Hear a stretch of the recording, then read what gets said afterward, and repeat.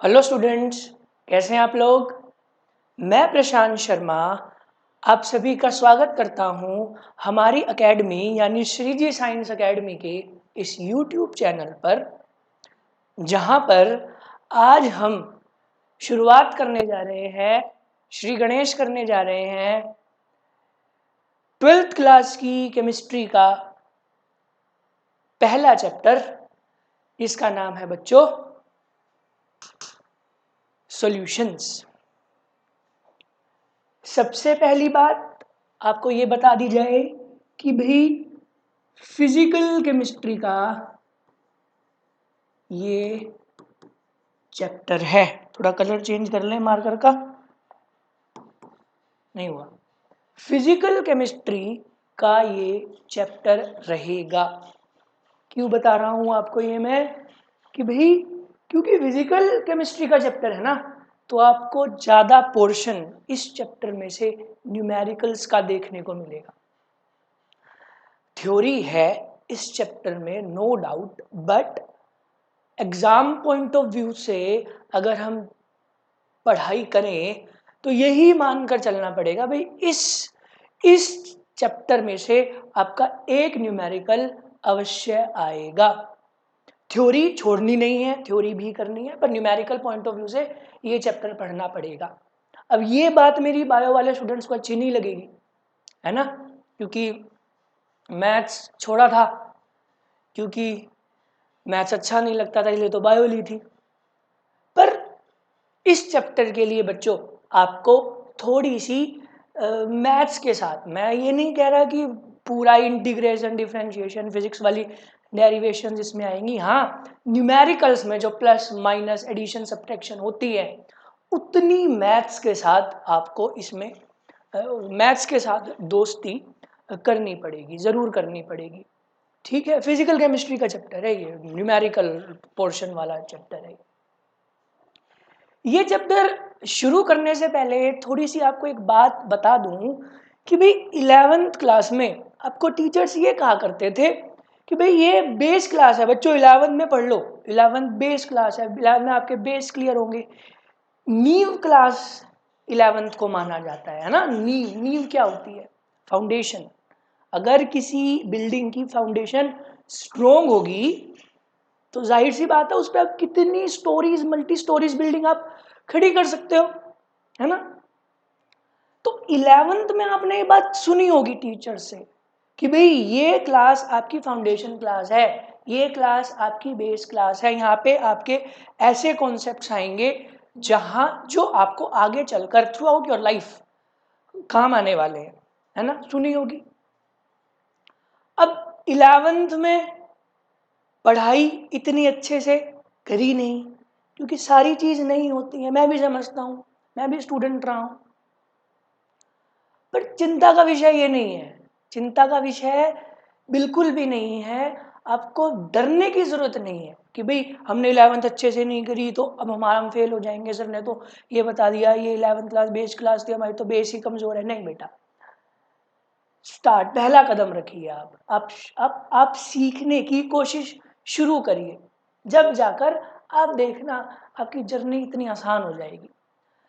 तो क्योंकि 11th class base class है, इसीलिए कहा गया है 11th क्लास को बेस क्लास, क्योंकि 12th क्लास में और इस चैप्टर में तो खासकर इस चैप्टर में तो 11th क्लास के बहुत सारे कॉन्सेप्ट्स आपके यूज होने वाले हैं।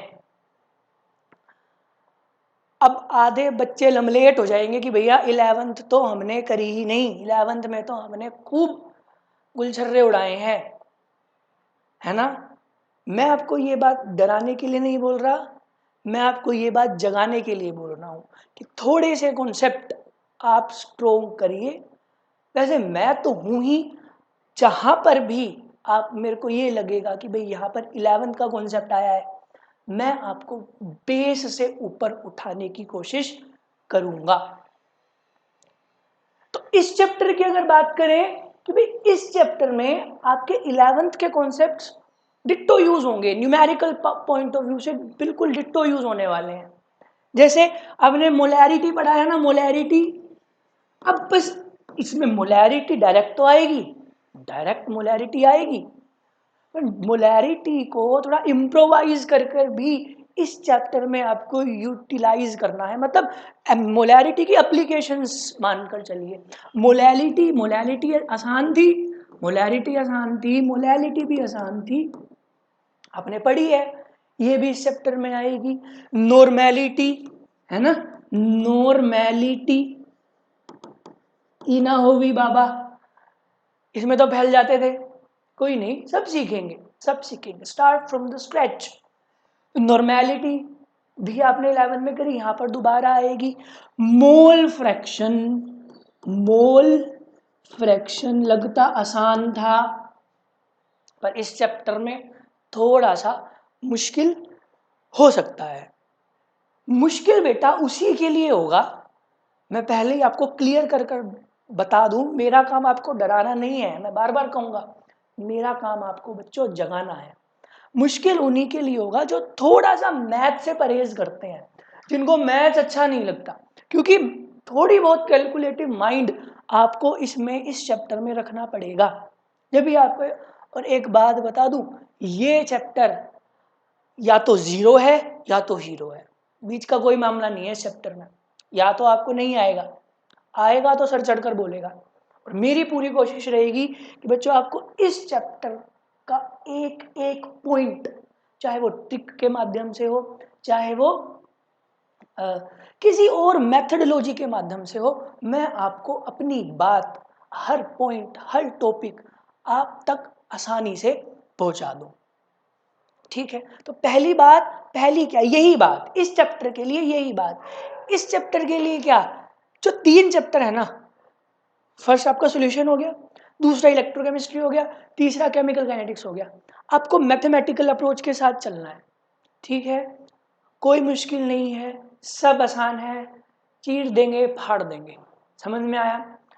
तो सॉल्यूशंस, ठीक है, तो स्टार्ट करते हैं with the basic definition of solution.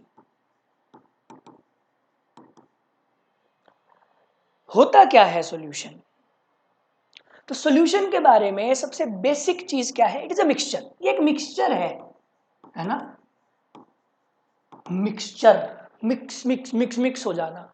अकेली चीज मिक्स नहीं हो सकती, अगर कोई चीज अकेली है उसको मिक्स नहीं हो सकता, वो उसको वो क्या मिक्सचर बनाएगी, है ना। तो मतलब two components, to or more components होंगे इसमें, जाहिर सी बात है, वो आगे थोड़ी हम चर्चा करेंगे कि क्या कंपोनेंट होंगे, पर सबसे पहला पॉइंट क्या है भाई, ये एक मिक्सचर है, मिक्सचर है कि। दूसरा कि भाई कैसा मिक्सचर है बच्चों, होमोजीनियस। अभी मैं आपको अलग अलग अलग वर्ड्स के साथ सिखाऊंगा, फिर एक ही डेफिनेशन, इन वर्ड्स को जोड़कर एक डेफिनेशन बना दी जाएगी। क्या है? Homogeneous mixture, homogeneous mixture. अब मिक्सचर तो समझ आ गया, मिक्सचर आपको पहले से पता था। अब ये होमोजीनियस क्या चीज है, इसका क्या लफड़ा है? ध्यान करो, 9th में आपने पढ़ा है क्या होता है होमोजीनियस। होमोजीनियस क्या है, इसको मैं आपको एक एग्जांपल से समझाता हूं, फिर आपको आसानी से समझ में आ जाएगा व्हाट इज होमोजीनियस।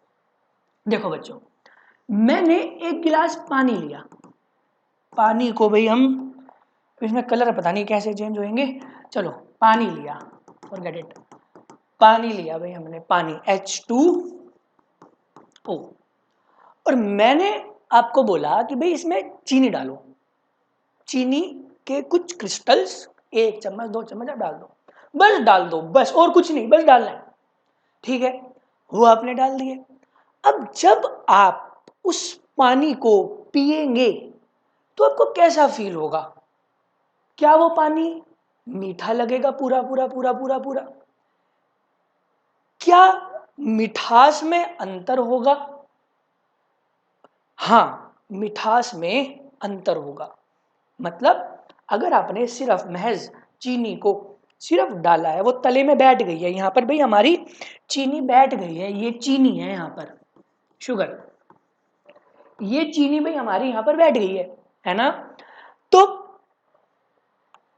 आप जब इस पानी को पिएंगे, जब आप इस पानी को पिएंगे तो ये पानी थ्रू आउट मीठा नहीं लगेगा, ऊपर फीका लगेगा, फिर मिठास बढ़ेगी बढ़ेगी बढ़ेगी बढ़ेगी, जैसे आप तले तक आएंगे तो बिल्कुल आपको मीठा लगने लगेगा, है ना। ऐसा क्यों हुआ? क्योंकि जो चीनी का जो अमाउंट था, अभी मैं अमाउंट यूज करूंगा बहुत इजी वे में, मैंने कहा ना पहले नींव स्ट्रॉन्ग करेंगे, आपको बेसिक से मैं कह रहा हूँ फर्श से अर्श तक की तैयारी है हमारी।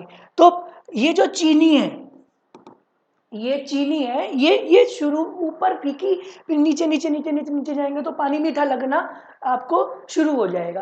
कि इसका क्या मतलब हुआ, जो चीनी का अमाउंट है वो ऊपर कम है, नीचे ज्यादा और ज्यादा और ज्यादा और ज्यादा और ज्यादा और ज्यादा होता जा रहा है ना।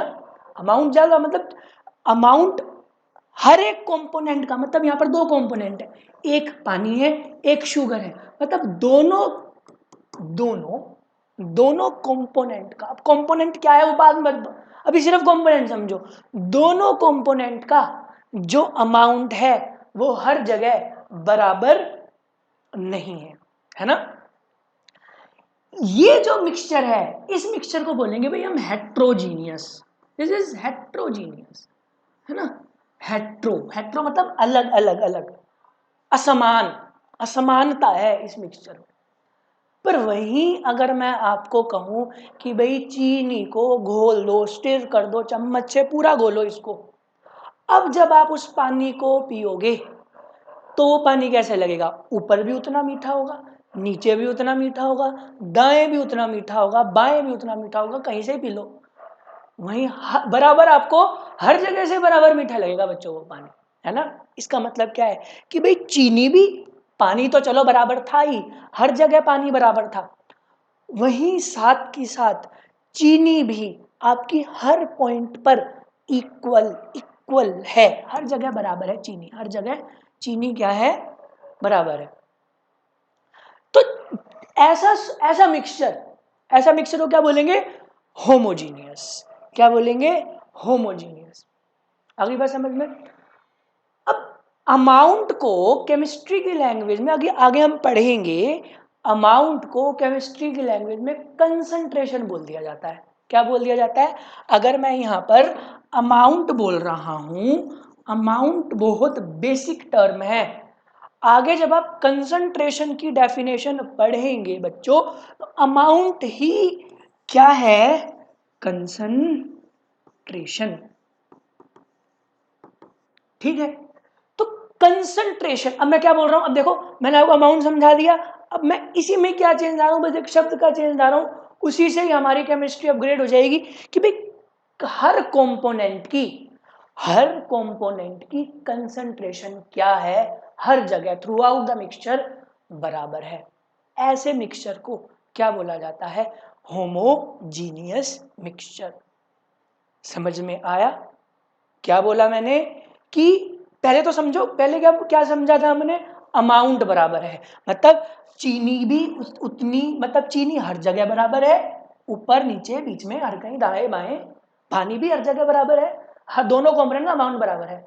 अमाउंट को क्या बोल दिया फिर बाद में, कंसंट्रेशन, मतलब the concentration of each component is equal at every point of mixture, that mixture is called homogeneous mixture। उसी मिक्सचर को क्या कहा जाता है, homogeneous mixture। एक बार दोबारा, if the concentration of each component of the mixture is equal at every point of mixture, then that mixture is called homogeneous mixture। चाय पीते हो, चाय पीते हो, अगर मैं चाय बनाऊंगा आपको पता नहीं, अगर मैं चाय बनाऊंगा वो चाय बराबर ब्राउन है हर जगह से, ऐसा तो नहीं होता ना ऊपर से वो सफेद दिख रही है फिर नीचे अलग अलग अलग लेयर से, नहीं, हर जगह चाय बराबर ब्राउनिश कलर की होती है। इसका मतलब क्या है कि भाई जो चाय पत्ती है, चाय पत्ती को, जो चाय मिक्सचर है ना, बहुत सारी चीजें मिक्सचर के बनाते हो आप, तो चाय पत्ती हर जगह बराबर अमाउंट में फैल चुकी है, मतलब हर जगह चाय पत्ती का अमाउंट को मैं क्या बोलूंगा, चाय पत्ती की कंसंट्रेशन बराबर है। अगर मैं चाय बना रहा हूं आपका पता नहीं, वो चाय ऊपर से भी बराबर मीठी लगेगी, बीच में भी नीचे, मतलब सेम अमाउंट ऑफ मीठापन होगा उसमें, है ना। आपका नहीं पता, आप जैसी बनाओ वैसी बनाओ, पर मेरी चाय में बराबर मीठा होगा हर जगह। क्यों? इसका मतलब क्या है कि भाई चीनी चीनी की कंसंट्रेशन हर जगह क्या है बच्चों, बराबर है। बात समझ में आई? Homogeneous mixture. तो क्या है सॉल्यूशन? एक होमोजीनियस मिक्सचर है टू और मोर कंपोनेंट का। तो सॉल्यूशन की डेफिनेशन क्या होगी? तो सॉल्यूशन क्या है? It is a homogeneous mixture of two or more components. बात समझ में आ गई? तो सॉल्यूशन क्या है? इट इज अ, दोबारा बोलो मेरे साथ, it is a homogeneous mixture of two or more component. Homogeneous का मतलब बिल्कुल परफेक्टली मिक्स्ड है, मतलब जो भी आप सॉल्यूशन देखोगे उसमें वो चीजें परफेक्टली एक दूसरे के साथ घुटी घुटी हुई हैं, घुट गई, है ना। इसलिए सॉल्यूशन सॉल्यूशन बेटा आपने 9th में ही पढ़ा है, सॉल्यूशन आपने 9th में ही पढ़ा है। इसीलिए कहा जाता है कि भाई सॉल्यूशन को फिजिकली सेपरेट नहीं करा जा सकता। अगर दो चीजों का सॉल्यूशन बन गया है उसको आप फिजिकली सेपरेट नहीं कर सकते हो, ठीक है। तो होमोजीनियस मिक्सचर। अब बात करते हैं, क्योंकि मैंने सॉल्यूशन को क्या नाम दिया? Homogeneous mixture. अच्छा, मिक्सचर तो आपको समझ में आ गया। मिक्सचर मतलब जो जो 2 या 3 या 4 या 1000 चीजों से मिलकर बना हो, जो सिर्फ अकेला हो, जो सिर्फ अकेला हो उसको क्या बोलते हैं? क्या बोलते हैं वो आप सब अपने कमेंट सेक्शन में बताइए कि प्योर फॉर्म ऑफ मैटर को, प्योर फॉर्म ऑफ मैटर को क्या बोला जाता है? ठीक है, वो आज का होमवर्क आपका, आप अपने कमेंट सेक्शन में बताइए कि प्योर फॉर्म ऑफ मैटर को क्या बोला जाता है। ठीक है, होमोजेनियस मिक्सचर, ठीक है, टू कंपोनेंट्स का, टू और मोर कंपोनेंट का, भाई ये क्या है? होमोजीनियस मिक्सचर है। अब कंपोनेंट के बारे में बात करते हैं, इसके कंपोनेंट होते क्या है। इसका एक कंपोनेंट, इसका बाળકો एक कंपोनेंट होता है सोल्यूट, और दूसरा कंपोनेंट होता है सोलवेंट। बहुत टुच्ची बात है भाई साहब, मैं बता रहा हूं तो मुझे खुद को शर्म आ रही है, पर बताना पड़ेगा, बताना पड़ेगा। अगर ये नहीं बताया तो लाखों की लुटिया डूब जाएगी, ठीक है। एक कंपोनेंट है इसका सोल्यूट, और दूसरा इसका कंपोनेंट है बच्चों सोलवेंट, ठीक है। सोल्यूट क्या है? लेस क्वांटिटी, मतलब जो कम क्वांटिटी में हो।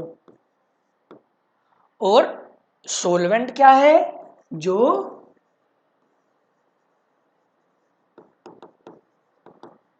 मोर क्वांटिटी में हो, जो ज्यादा तादाद में हो, है ना। जैसे, पर यहां पर एक बात आप याद रखना, यहां पर आप एक बात याद रखना कि water is an universal solvent। पानी एक यूनिवर्सल सोलवेंट है। इस पंक्ति की चर्चा थोड़ी देर बाद करते हैं, पहले सोल्यूट और सोलवेंट पे आते हैं। What is solvent? That component which is lesser in quantity, जो कम क्वांटिटी में होगा। और सोलवेंट क्या है? जो आपकी ज्यादा क्वांटिटी में होगा। जैसे मैं बोलूँ भाई चीनी और पानी, चीनी और पानी में क्या सोल्यूट और क्या सोलवेंट?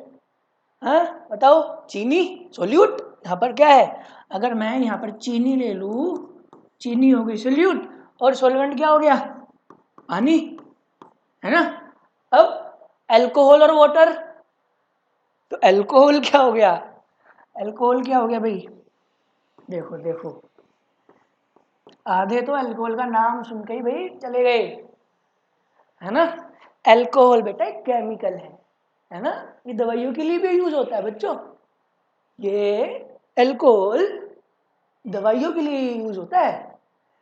हाँ वो अलग बात है, आप उसको किसी और चीज की दवाई के लिए यूज करते हो, but it is a chemical which use in medicinal use. और भाई पानी, यहाँ पर पानी हमेशा कुछ भी ले लो, जो लेसर क्वांटिटी में है सोल्यूट, और जो मोर क्वांटिटी में है वो है सोलवेंट। अच्छा, एक डेफिनेशन और बता दी जाती है, वो ज़्यादा वैसे यूज की है नहीं, पर फिर भी आप साथ में लेकर चलो कि जो घुल रहा है विच इज गेटिंग डिजोल्व्ड, वो सोल्यूट होता है। और जो जिसमें घुल रहा है वो सोलवेंट है ना। जैसे मैं बोलूँ दूध में पानी, दूधिया दूध में पानी मिला रहा है, चलो मैं मान लूँ बराबर मात्रा में मिला रहा है, दूध भी आधा किलो पानी भी आधा किलो, बहुत बहुत खपिट्टर बंदा है ना, भ्रष्टाचारी, एडल्ट्रेटेड दूध दे रहा है आपको। तो वहां पर कौन सोल्यूट कौन सोलवेंट, वहां पर हम साफ कह देंगे भाई वाटर सोलवेंट होगा, क्योंकि पानी में चीज घुलती है, पानी किसी में नहीं घुलता, पानी में घोला जाता है। पानी, दूध पानी में नहीं घुलेगा, पानी में दूध घुलेगा, ठीक है। तो इसीलिए water is an universal solvent. अच्छा, एक बात और कि ये वन और मोर, ये कितने भी हो सकते हैं। आप चाय बना रहे हो, है ना, क्या क्या डालोगे? अदरक, लहसुन, लहसुन डालते हो, नहीं डालते? अदरक, इलायची, चीनी, चाय पत्ती, अरे दूध तो भूल गए, दूध, पानी। अच्छा अब बताओ इसमें सोलवेंट क्या होगा?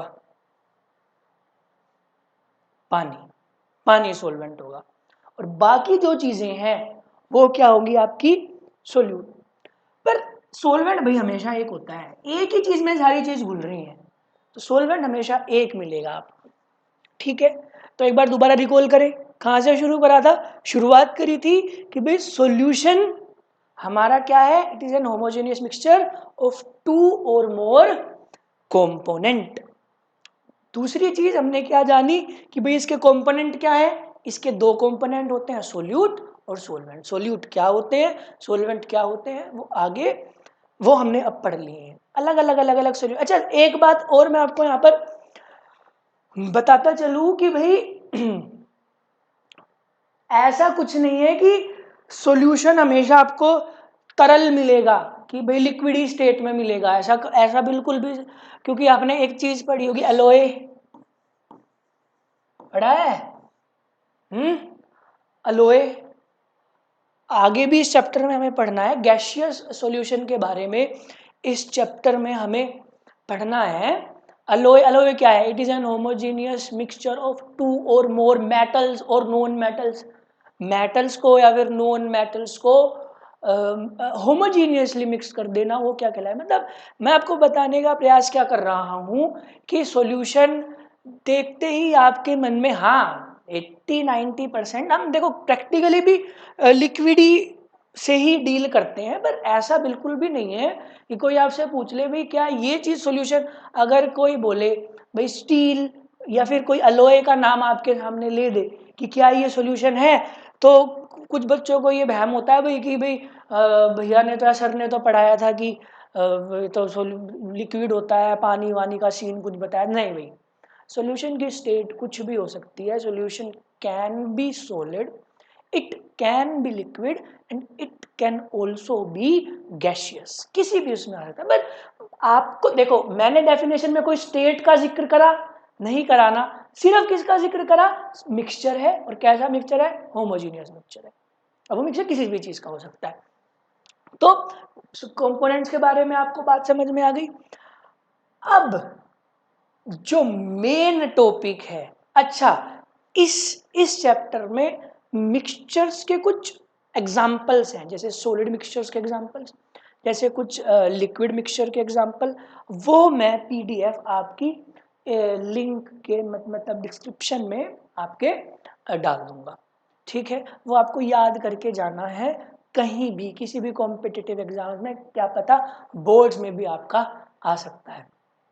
ठीक है, द मेन टॉपिक, अब पता चलेगा आपको इस चैप्टर का न्यूमेरिकल टाइप पोर्शन। तो सबसे पहला टॉपिक अगर मैं मानकर चलूं तो क्या है भाई, कंसंट्रेशन। कंसंट्रेशन, ठीक है, थोड़ा आज करेंगे, पहली क्लास है, इतना सरदर्द नहीं लेते हैं, ठीक है, शुरुआत कर रही है जर्नी की। पहले भाई मैं पहले ही बता दूं आपको, 2-3 दिन हमारी गाड़ी थोड़ी धीमी गति से चलेगी, क्योंकि मेरी गाड़ी आगे जाकर बहुत फास्ट चलने वाली है। तो मैं ये चाहता हूं कि इस गाड़ी में सभी पैसेंजर सवार हो जाएं, क्योंकि सबकी अपनी अपनी पेस है ना। थोड़ा सा हम धीरे धीरे चलेंगे, ज़्यादा नहीं, हमको पता है भाई 12वीं एक साल में करनी है। 12वीं एक साल में क्या भाई, मुझे तो सिलेबस आपका अगस्त सितंबर तक पूरा कराना है ना। तो थोड़ा सा शुरुआत है, मुझे पता है 11वीं में नहीं पढ़े, मुझे ये भी पता है 11वीं में आधो ने तो साइंस इसीलिए ली थी कि उसका दोस्त या उसकी दोस्तनी साइंस में जाके बैठ गई थी, है ना, मुझे भैया सब पता है। तो पर अब ले ली है तो भुगतनी पड़ेगी, अब भुगतो। तो इसीलिए थोड़ा सा पेस हम शुरू में लो रखेंगे, फिर भैया गाड़ी भगेगी वंदे मातरम की स्पीड, वंदे भारत की स्पीड से। ठीक है, तो आपको मेरे साथ चलना है, जहां पर भी आपको ये लगता है कि भाई हम बहुत तेज जा रहे हैं या बहुत स्लो जा रहे हैं, तो आप मुझ तक कमेंट सेक्शन के माध्यम से ये बात पहुंचा दीजिएगा।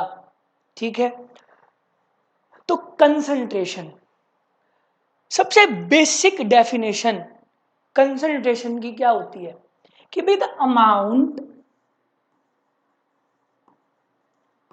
of solute in given amount of solution और कभी कभी solvent। अभी हम पढ़ेंगे कभी कभी। क्या मतलब हुआ इस बात का कि भाई कितना सोल्यूट है कितने सॉल्यूशन में या सॉल्वेंट में, कितना सोल्यूट है कितने सॉल्वेंट में या फिर कितने सॉल्यूशन में, वही उस सॉल्यूशन की क्या बताएगा, कंसंट्रेशन। बात समझ में आई? आपने ये चीज सुनी है, एक होता है कंसंट्रेटेड एसिड, कोंक एसिड जिसे बोल देते हैं, और एक होता है डाइल्यूट।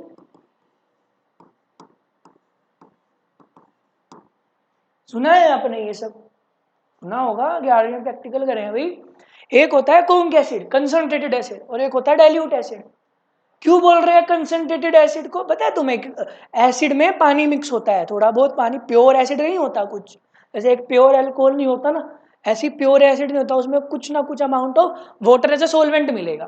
ठीक है, मतलब इसका मतलब क्या हुआ कि आपको जो एसिड लेबोरेटरी में मिल रहा है वो प्योर एसिड नहीं है ना, वो एसिड का सोल्यूशन है, it is a solution of जिसमें वाटर सोलवेंट है।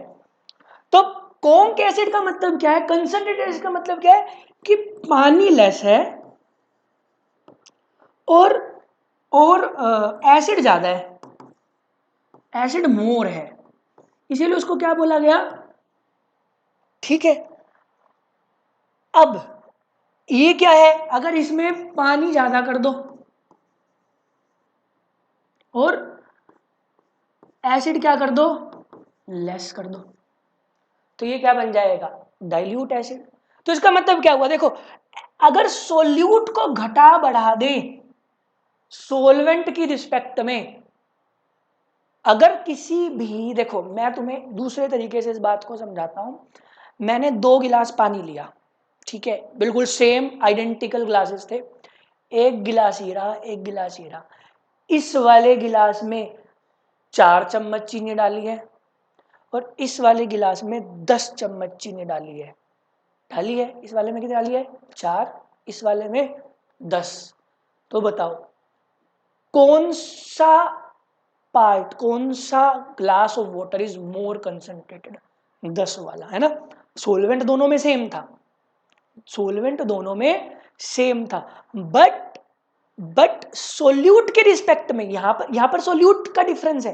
यहां पर सोल्यूट क्या है, 10 चम्मच सोल्यूट है, और यहां पर कितना चम्मच सोल्यूट है, 4 चम्मच सोल्यूट है। तो इसीलिए इस वाले पार्ट को क्या बोला जाएगा, कंसंट्रेटेड सोल्यूशन, क्योंकि यहां पर सोल्यूट का अमाउंट ज्यादा है ना। और मैं रिस्पेक्ट की क्यों बात कर रहा हूं कि भाई सोलवेंट का इस वाले हिस्से में जहां पर हमने 10 स्पून वाला गिलास वाला पानी लिया, मतलब सोल्यूट के रिस्पेक्ट में वो कम हो गया ना। जैसे एक कमरा है, उस कमरे में एक जना है, उस कमरे में एक पर्सन है, तो बढ़िया स्पेस है, मतलब वो। और अब मैं उसमें 50 बंदे ठूस दूं एक छोटे से कमरे में, तो उस पर्सन के रिस्पेक्ट में वो कमरा छोटा पड़ गया ना। अब रिस्पेक्ट का मतलब समझ में आया। तो यहां पर क्या है, तो कंसंट्रेशन क्या होता है कि अमाउंट कितना सोल्यूट है, कितने सोलवेंट में या फिर सॉल्यूशन में, वही चीज, वही रेशो उस सॉल्यूशन की कंसंट्रेशन बताएगी।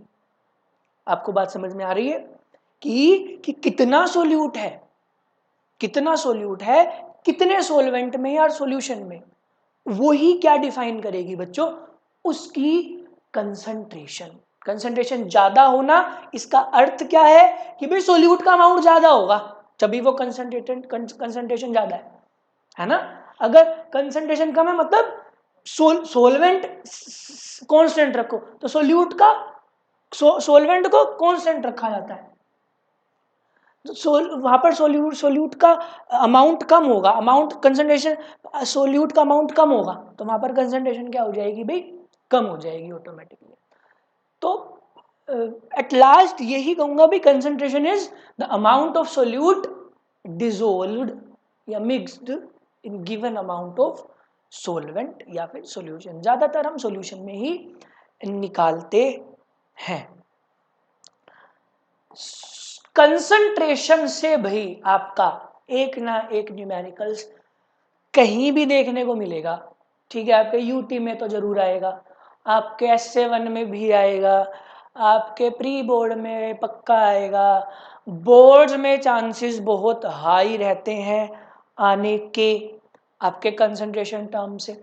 तो अलग अलग तरीके की कंसंट्रेशन टर्म्स या फिर कहूं कंसंट्रेशन